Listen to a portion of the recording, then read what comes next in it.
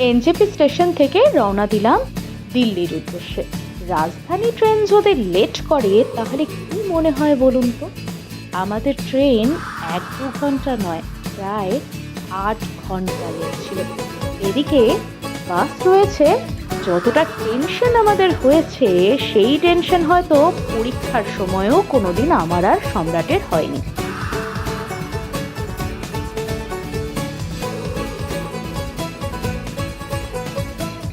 শহরের কোলাহল পেরিয়ে যখন বাসটা পাহাড়ের গায়ে উঠতে শুরু করলো, তখনই বুঝে গিয়েছিলাম মানালি শুধু একটা জায়গা নয়, মানালি একটা অনুভূতি।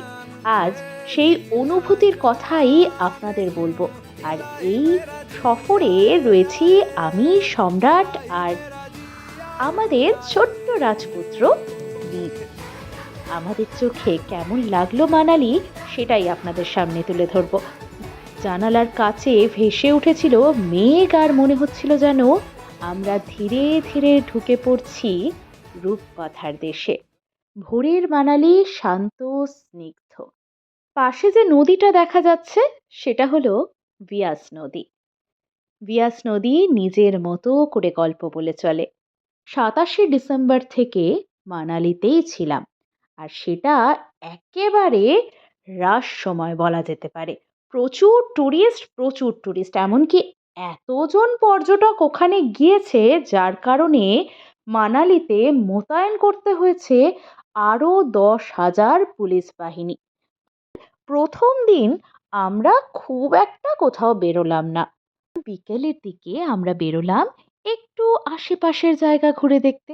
ম্যাল রোড দারুণ সুন্দরভাবে সাজানো ছিল, আর সেখানে ঘুরতে ঘুরতে দেখলাম একটা ছোট্ট মেলাও বসেছে। পরদিন আমরা চললাম বরফ দেখার উদ্দেশ্যে। সোলাং ভ্যালি পেরিয়ে একেবারে অটল টানেল ক্রস করে এমন একটা জায়গায় যেখানে নদীও জমে গিয়েছে, আর তার সঙ্গে ঝর্ণাগুলো একেবারে জমে গিয়ে দেখে যেন মনে হচ্ছে এক একটা হীরের টুকরো। যার কথা প্রথমে বলেছিলাম, আমাদের ছোট্ট সদস্য, আমাদের রাজপুত্র নীল, তার কিন্তু এটা প্রথম পাহাড় দেখা। আসলে সে অনেক ছোট বয়সে পাহাড় দেখেছে, কিন্তু তার সেটা একেবারেই মনে নেই। 3 বছর 8 মাস বয়সে নীলের বেশ পাহাড় ভালো লাগতে শুরু করলো। সে যেখানেই দেখে সেখানেই তার মনে হয় একটু ট্রেক করে উঠে আসি, একটু বরফ ধরে আসি, একটু নদীর মধ্যে দিয়ে হাঁটি, পা ভেজাই। আর এটাই তো খুব স্বাভাবিক, কারণ শিশুরা তো প্রকৃতিকে চিনতেই চাইছে, আর তাকে চেনানোর জন্যই যে আমরা এত দূরে পাড়ি দিয়েছি তাকে নিয়ে। গ্রামফুতে যাওয়ার সময় যে কথাটা বলা হয়নি সেটা হলো, আমরা ঠিক অটল টানেল ক্রস করার পর থেকেই বুঝতে পারছিলাম ঠান্ডা বেশ জাঁকিয়ে পড়েছে এখানে। রাস্তার মধ্যে যে জল ছিল সেই জলগুলোও জমে গিয়েছে। এমনকি আমাদের 10:30টার আগে গ্রামফুর উদ্দেশ্যে যেতে দেওয়াই হয়নি। আগে একটা জায়গায় আটকে দেওয়া হয়েছিল, এবং কিছুটা ট্রেক করেই দেখতে পেলাম অসাধারণ দৃশ্য। নদী জমে গিয়েছে, ভাবা যায়। সেখানে এক বন্ধুর সঙ্গে আলাপ হলো, বন্ধুই বলবো, আসলে তিনি হলেন ফটোগ্রাফার। তিনি আমাদের বললেন, চলুন একটু দেখিয়ে দিই আমাদের এই জায়গাটা।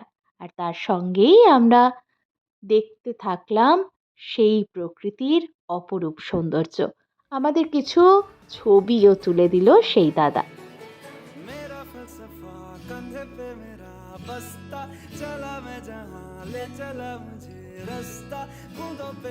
ঠান্ডার প্রকোপ থেকে ছোট্ট বেবিকে বাঁচানোর জন্য আমাদের তাড়াতাড়ি নামতে হলো। যদিও পাহাড় আমাদের ছাড়তে চাইছিল না, কিন্তু কি আর করা যাবে, ছোট্ট সদস্য রয়েছে তো। আমরা যে হোটেলে ছিলাম সেই হোটেলে দারুণ ব্যবস্থাপনা রয়েছে, তার সঙ্গে সেখানে যে স্টাফরাও রয়েছে তারাও বেশ ভালো। আর সেখানকার ছাদ কি সুন্দর সে আর কি বলবো। যেমন সকালে তেমন রাত্রে পুরো পাহাড় দেখা যায়, আর দূরের বরফে ঢাকা পাহাড়টা জানান দেয় কোথায় এসেছো, খেয়াল করে দেখো। পরের দিন আমরা রওনা দিলাম কুলুর উদ্দেশ্যে। কুলু মানালির থেকে একটু নিচেই, সেখানে খুব একটা বরফ কোনো সময়ই থাকে না। সেখানে বেশিরভাগ জায়গাতেই রয়েছে অ্যাক্টিভিটির ব্যবস্থা, রাফটিং, প্যারাগ্লাইডিং, এমনকি হট এয়ার বেলুন। এই সমস্ত জিনিস কুলুতে গেলে পাওয়া যাবে। কখনো হট এয়ার বেলুন ট্রাই করা হবে কিনা জানি না, সেই জন্য এই রাইডটা এখানে যখন পেয়েছি তখন একবার করা যেতেই পারে। সেই উদ্দেশ্যেই রওনা হলাম এবং আকাশ ছুঁয়ে দেখলাম। বেশ মজা লাগলো, একেবারে অন্য অনুভূতি। একটা ঝর্ণা আবৃত ক্যাফে বলা হয় সেখানে, false cafe.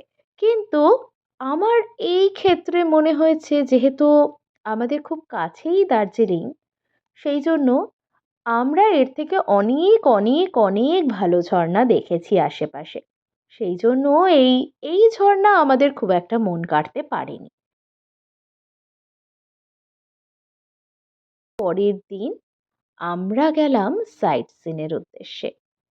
Hidimba temple, old Manali, এরকম বিভিন্ন জায়গা আমরা ঘুরেছি।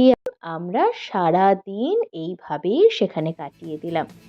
আর তারপর আমরা বাড়ি ফিরে ফ্রেশ হয়ে রাতের বেলা রওনা দিলাম আবার দিল্লির উদ্দেশ্যে। রাত নামলে মানালি আরো গভীর হয়ে ওঠে।